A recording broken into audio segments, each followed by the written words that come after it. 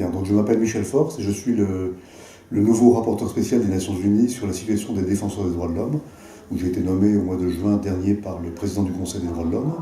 C'est un mandat qui est un des mandats qu'on appelle celui des procédures spéciales des Nations Unies, dont on a l'habitude de dire qu'ils sont là pour être les yeux et les oreilles du Conseil des droits de l'homme, c'est-à-dire voyager dans les pays, rencontrer les parties prenantes, les défenseurs, les organisations gouvernementales, mais aussi les gouvernements, les institutions nationales, et ensuite rapporter au Conseil des droits de l'homme la situation dans les différents pays. Alors c'est un mandat qui est très large, qui est un mandat de protection, qui est défini comme étant la protection des défenseurs des droits de l'homme et aussi la protection du droit des défenseurs à promouvoir et à protéger les droits de l'homme dans le monde.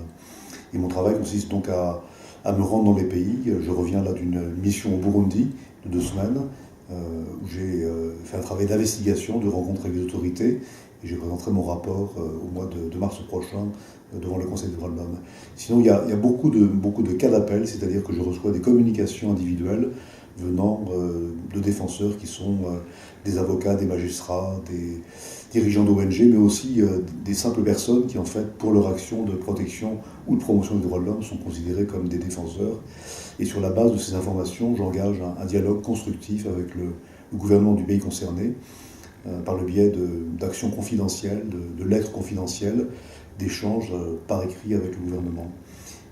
Actuellement, je mène un travail d'investigation sur les besoins les plus urgents des défenseurs. Donc, j'ai organisé 6 consultations régionales en Asie, en Afrique du Nord, au Moyen-Orient.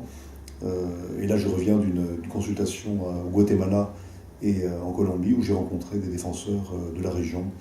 Et ce qu'ils m'ont dit, et malheureusement ce que j'entends partout, c'est les menaces nombreuses qui pèsent sur les défenseurs des droits de l'homme, qui sont des menaces physiques, des meurtres. La semaine dernière, un défenseur a été assassiné pendant que j'étais en Colombie, c'est vous dire la gravité de la situation. Donc des menaces, des meurtres, des menaces physiques, des menaces par mail, des arrestations arbitraires, des jugements inéquitables, des lois qui sont passées par les gouvernements et par les parlements de manière assez répressive pour empêcher l'action des ONG de se développer. Alors il y a malheureusement des pays également dans lesquels je n'ai pas accès, qui sont des pays un peu fermés pour toutes les procédures spéciales. Et dans ces pays-là, on reçoit des informations de la part de la société civile, de la part de la presse, des diplomates, et on travaille sur la base des dossiers reçus, mais ça n'empêche pas, on peut quand même envoyer des lettres d'allégation, des actions urgentes au gouvernement qui répondent parfois difficilement. C'est un travail qui est très prenant sur le plan du temps, très prenant sur le plan intellectuel, mais qui en même temps apporte beaucoup de satisfaction sur le plan de la reconnaissance. Et à chaque fois que je me déplace dans les pays, je rencontre toutes ces femmes, ces hommes qui sont menacés au quotidien, et on ne se rend pas compte à quel point c'est une situation qui est difficile.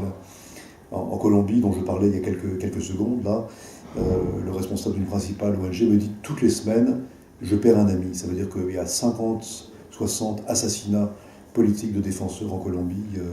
Et donc toutes les semaines, il perd non seulement un ami, un collègue, mais aussi l'un des fers de lance de la défense des droits de l'homme dans le pays. Et c'est une situation que malheureusement, on rencontre dans tellement de pays.